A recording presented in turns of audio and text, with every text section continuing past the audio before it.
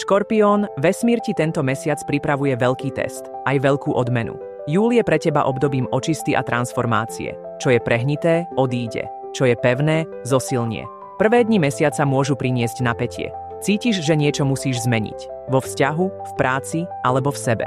Nenechávaj to visieť vo vzduchu. Buďte úprimní, aj keď to bude bolieť.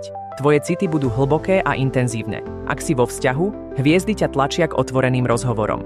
Neboj sa pomenovať, čo ťa trápi. Ak si single, okolo polovice mesiaca môžeš stretnúť niekoho, kto v tebe rozbúri vášne.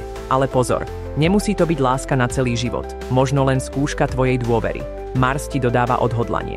V práci pôsobíš silno a autoritatívne, teraz je ideálny čas na to, aby ste si vypýtali viac, alebo konečne spustili projekt, o ktorom už dlho premýšľaš. Peniaze? Venuj pozornosť detailom. Podpisuj len to, čomu rozumieš. Hviezdy varujú pred impulzívnymi rozhodnutiami. Tvoje telo aj duša sú v hlbokom procese. Niektoré dni budeš cítiť obrovskú silu, iné zas únavu. Dopraj si čas na regeneráciu. Voda je pre teba liek.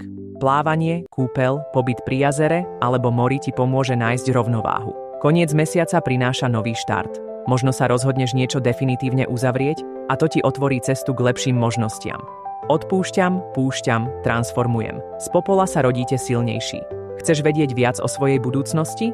Klikni na alfahoroskop.sk.